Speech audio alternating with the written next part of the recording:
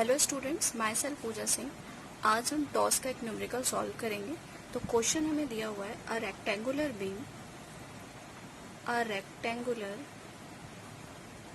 Beam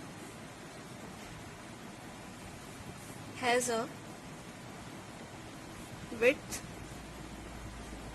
width b of 250 mm and effective depth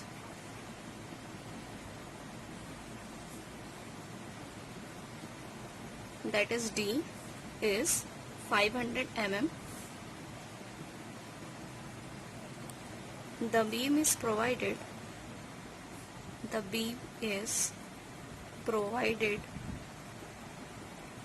with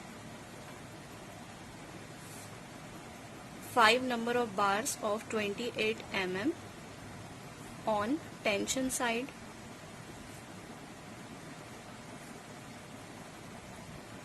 use steel Fe 250 and concrete M20। तो ये हमारा question given है। अ rectangular beam has a width of 250 and effective depth is 500 mm. The beam is provided with 5 number of bar of 28 mm on tension side. Use steel Fe 250 and concrete M20। अब हम question solve करते हैं। Solve करने से पहले सबसे पहले हम यहाँ पे गिवन डाटा मेंशन करेंगे। यहाँ पे हमें B क्रॉस D का डायमेंशन दिया हुआ है already, that is 250 cross 500 mm। Fy हमें गिवन है 250 एंड FCK दिया हुआ है 20।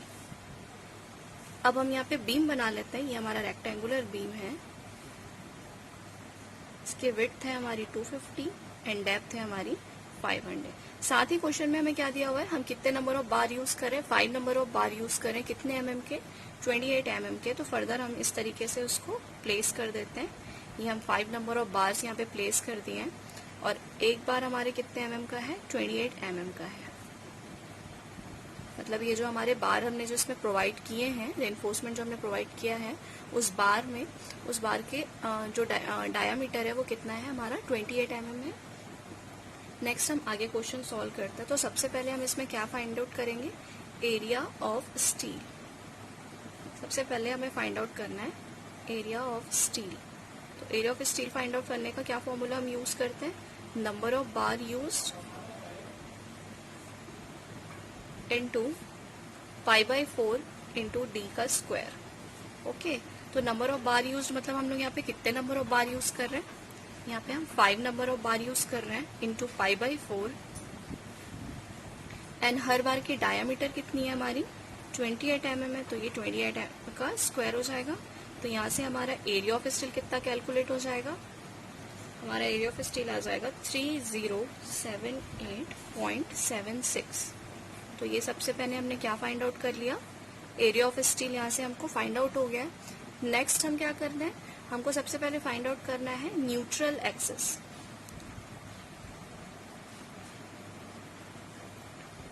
हमको इसमें moment of resistance find out करना है। तो moment of resistance find out करने के लिए हमको सबसे पहले न्यूट्रल एक्सिस फाइंड आउट करना रहता है। न्यूट्रल एक्सिस फाइंड आउट करने के बाद हम limiting neutral axis find out करते हैं।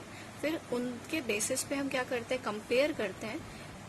देन हमारा क्या पता चलता है, हमें सेक्शन पता चलता है कि हमारा सेक्शन कौन सा है, अंडर है, ओवर है, बैलेंसिंग है, और उस बेसिस पे हम फॉर्मूला अप्लाई करते हैं moment of resistance find out करने के लिए। तो सबसे पहले हम यहाँ पे न्यूट्रल एक्सिस फाइंड आउट करेंगे। न्यूट्रल एक्सिस फाइंड आउट करने का फॉर्मूला हमने यहाँ पे लिखा हुआ है, that is XU/D will be equal to 0.87 Fy AST upon 0.36 FCK into B cross D। 0.87 Fy already given है क्वेश्चन में, that is 250 and area of steel हमने कैलकुलेट किया है 3078.76 डिवाइडेड बाय 0.36। FCK कितना है हमारा, 20 है, यहाँ पे 20 मेंशन करेंगे and multiplied by dimension that is B cross D। तो ये हो गया हमारा 250 क्रॉस 500। अब इस फॉर्मूले को सॉल्व करने के बाद XU की हमारी वैल्यू आ रही है, XU हमारा हो रहा है 0.7 440 इंटू डी अपॉन 371.9। इस इक्वेशन को प्रीवियस इक्वेशन को सॉल्व करने से हमारी जो वैल्यू है वो आ रही है 358 अराउंड। मतलब हमारा यहाँ पे न्यूट्रल एक्सिस हमने फाइंड आउट कर लिया है, दैट इज 358। अब हमको क्या फाइंड आउट करना है? Limiting neutral axis find out करना है।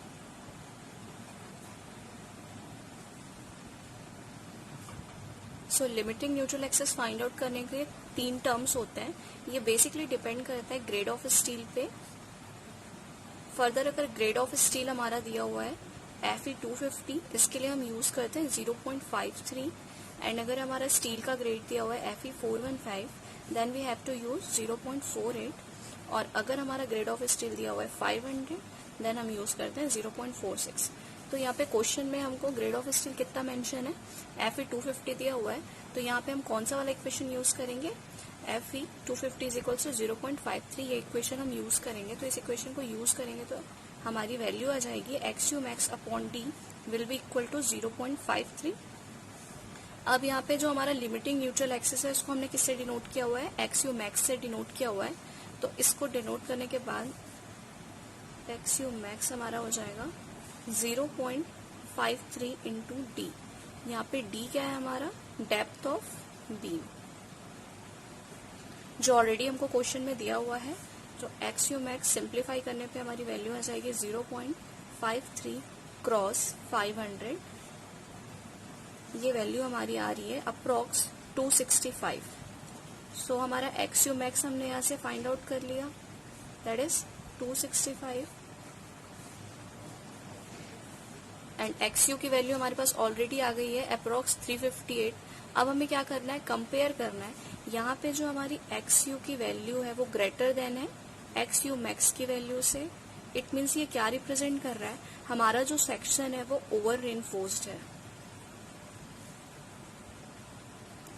अगर यही वैल्यू हमारी XU will be equal to होती XU max के, तो ये क्या रिप्रेजेंट करता? हमारा जो सेक्शन है वो बैलेंसिंग कंडीशन में है। और अगर XU की वैल्यू स्मॉलर देन होती XU max से, तो फिर हमारा सेक्शन कौन सा हो जाता? अंडर रेनफोर्स सेक्शन हो जाता।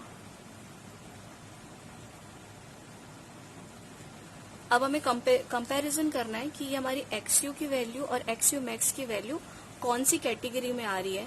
तो हमारे जो वैल्यूज है, वैल्यू के बेसिस पे हम ये जज कर सकते हैं कि हमारी जो वैल्यू है वो फर्स्ट वाले कंडीशन में आ रही है, that is 358 will be greater than 265, that is over reinforced section. It means हमारा जो डिजाइन है वो सेफ नहीं है आगे फर्दर मूवमेंट निकालने के लिए। मैंने आप लोग को प्रीवियस वीडियोस में ऑलरेडी बताया हुआ है कि जब भी हमारी वैल्यू है अगर वो ओवर इन्फोर्स हो जा रही है तो हमको हमारे सेक्शन को फिर से डिजाइन करने की जरूरत है। हम आगे उसके लिए कोई भी प्रोसेस फॉलो नहीं करेंगे। तो क्वेश्चन हम एक बार फिर से देख लेते हैं। हमको क्या गिवन था? A rectangular beam has a width B of 250। हम विड्थ को यहाँ पे बी से रिप्रेजेंट कर रहे हैं, and effective depth that is D is equals to 500 mm. The beam is provided with 5 number of bar of 28 mm dia. On the tension side, use steel Fe250 and concrete M20. इस question में हमको movement निकालने के लिए बोला गया था। हमने सबसे पहले गिवन डाटा यहाँ पे मेंशन कर लिया, that is 250 cross 500 mm, B cross D, Fy हमारा है 250, FCK है 20। ये हमने यहाँ पे अपने रेक्टेंगुलर बीम को रिप्रेजेंट किया है, जहाँ पे इसकी विड्थ हमने शो की है 250 mm और डेप्थ हमने शो किया है 500 mm। यहाँ पे हमने 5 नंबर ऑफ बार प्रोवाइड किए हैं। कौन से साइड में प्रोवाइड किए हैं? टेंशन साइड में। आप सभी को पता है कि जब भी किसी बीम पे या किसी भी मेंबर पे लोड लगता है, एक्सियली लोड लगता है, तो उसका जो अपर पार्ट होता है वो कंप्रेशन जोन में होता है और जो लोअर पार्ट होता है वो टेंशन जोन में होता है। और ये जो सेंटर से हमारी लाइन जा रही है उसे ही हम क्या बोलते हैं? न्यूट्रल एक्सिस बोलते हैं। अब इस न्यूट्रल एक्सिस के अपर वाले पार्ट को हम XU से रिप्रेजेंट करते हैं, है ना। और जब हमने इसका स्ट्रेस स्ट्रेन कर्व पढ़ा था तो वो कुछ इस तरीके से रिप्रेजेंट कर रहा था। ये होता है हमारा स्टील के लिए, और कुछ इस तरीके से हमारा होता है कंक्रीट के लिए, है ना। तो यहाँ की जो वैल्यू होती है वो हमारी हो जाती है 0.87, F Y into A S T, और ये वाली जो हमारी वैल्यू होती है वो होती है 0.36 FCK, है ना। अब इस बेसिस पे हम लोग न्यूट्रल एक्सिस और limiting neutral axis find out कर लेते हैं। अब इस इक्वेशन को सॉल्व करने के लिए सबसे पहले हमने क्या फाइंड आउट किया, area of steel find out किया। एरिया ऑफ स्टील का हमारा फॉर्मूला हमने यहाँ पे यूज किया है number of bar used for this section, मतलब यहाँ पे इस सेक्शन के लिए हम कितने नंबर ऑफ बार यूज कर रहे हैं। तो यहाँ पे ऑलरेडी क्वेश्चन में मेंशन है कि हम 5 नंबर ऑफ बार यहाँ पे यूज कर रहे हैं, into π/4 into D square. π/4 into D square क्या है, ये हमारा जो सर्कल, एक्चुअली हमें पता है कि हम जो बार यूज करते हैं वो सर्कुलर फॉर्म में होता है, तो जब भी हम उसका एरिया फाइंड आउट करते हैं तो उसके लिए π/4 इंटू डी स्क्वायर वाला फॉर्मूला यूज करेंगे।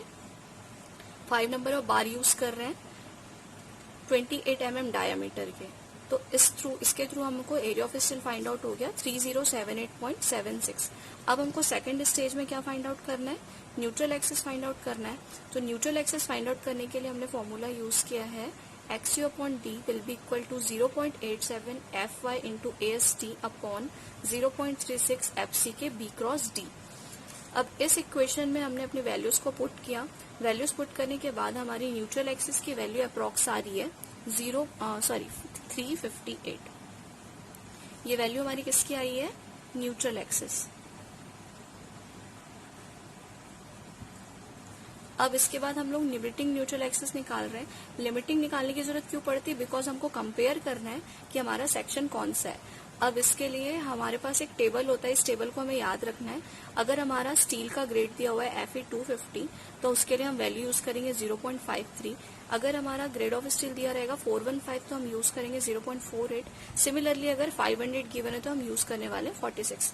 तो हमारे क्वेश्चन में हमको क्या दिया हुआ है, ग्रेड ऑफ स्टील 250। इस 250 ग्रेड ऑफ स्टील को हम माइल्ड स्टील भी बोलते हैं। कई बार एग्जाम में क्या होता है 250 ना बोल करके क्या बोल देगा, आप माइल्ड स्टील के लिए सॉल्व करिए, तो आपको ये चीजें पता होनी चाहिए। माइल्ड स्टील का मतलब क्या होता है Fe 250। अब सिंपली हम लोग यहाँ पे XU max upon D is equal to 0.53 रख देंगे। क्यों रखेंगे, बिकॉज ग्रेड ऑफ स्टील कितना है हमारा 250 है। अब इक्वेशन को सॉल्व किया, इक्वेशन को सॉल्व करने के बाद हमारी XU max की वैल्यू आ रही है 265। अब यहाँ पे हमने कंपेयर किया XU की वैल्यू और XU max की वैल्यू को, तो ये हमारे 3 क्राइटेरिया होते हैं जिस बेसिस पे हम जज करते हैं कि हमें अपने सेक्शन में आगे सॉल्व करना है कि नहीं। अगर हमारा सेक्शन या तो बैलेंसिंग है या फिर अंडर एनफोर्स्ड है तो हम क्या करेंगे, आगे मूवमेंट निकाल सकते हैं। लेकिन अगर हमारा ओवर एनफोर्समेंट आ जाता है तो हमें आगे को क्वेश्चन सॉल्व नहीं करना है, हमको डिजाइन को फिर से रिपीट करने की रिक्वायरमेंट होती है। ऐसा इसलिए होता है बिकॉज हमारे जो कंक्रीट है उसकी कंप्रेसिव स्ट्रेंथ बहुत अच्छी होती है as compare to tensile strength, और अगर हमारी कंप्रेसिव स्ट्रेंथ ही वीक, ऐसा इसलिए करने की रिक्वायरमेंट होती है बिकॉज हमारे कंक्रीट की जो कंप्रेसिव स्ट्रेंथ है वो बहुत पुअर होती है as compare to tensile strength, जो कि हम लोग क्यूब टेस्टिंग के थ्रू भी हम लोग पता लगा सकते हैं। जैसे कि हम लोगों ने यूनिवर्सल टेस्टिंग मशीन में टेस्ट करते हैं कंक्रीट की वर्केबिलिटी या स्ट्रेंथ फाइंड आउट करने के लिए।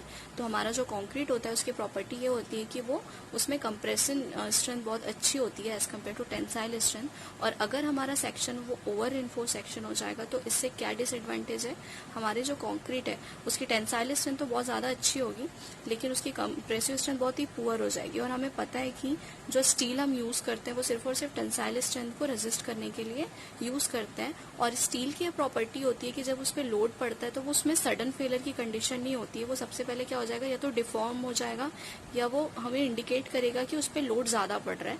लेकिन अगर कंक्रीट की बात करें तो कंक्रीट में सडन फेलियर होता है क्योंकि वो ब्रिटल होता है, उसमें लोड पड़ने से उसमें डायरेक्ट ही क्रैकिंग्स आ जाती है, वो हमें कोई इंडिकेशन नहीं देता बिफोर ब्रेकिंग, है ना। इसीलिए हम लोग ओवर एनफोर्स सेक्शन जब भी होता है तो हमें उसे रीडिजाइन करने की रिक्वायरमेंट होती है। और अगर हमारा बैलेंसिंग या अंडर एनफोर्स सेक्शन है तो उस बेसिस पे हम अपने बिल्डिंग को डिजाइन कर सकते हैं आगे। तो हमें इस बात का हमेशा ध्यान रखना है कि जब भी आपको न्यूमेरिकल क्वेश्चन दिया हुआ है उसमें अगर आपको moment of resistance find out करने बोला है तो हमको क्या चेक करना है, सबसे पहले सेक्शन चेक करना है। अगर हमारा सेक्शन या तो बैलेंसिंग है या अंडर इन्फोर्स्ड है तभी हम उसको आगे फॉलो करेंगे, स्टेप्स को आगे बढ़ाएंगे। अदरवाइज अगर ओवर आ जा रहा है तो हमें अपने सेक्शन को फिर से डिजाइन करना है, या तो उसके डायमेंशन को हम चेंज करेंगे या फिर नंबर ऑफ बार जो हमने यूज किया वो चेंज करेंगे, या जितने mm का बार हम प्रोवाइड कर रहे हैं वो हमको चेंज करने की रिक्वायरमेंट है। लेकिन ओवर एनफोर्स के साथ हम आगे फर्दर बीम की डिजाइनिंग नहीं कर सकते। Thank you.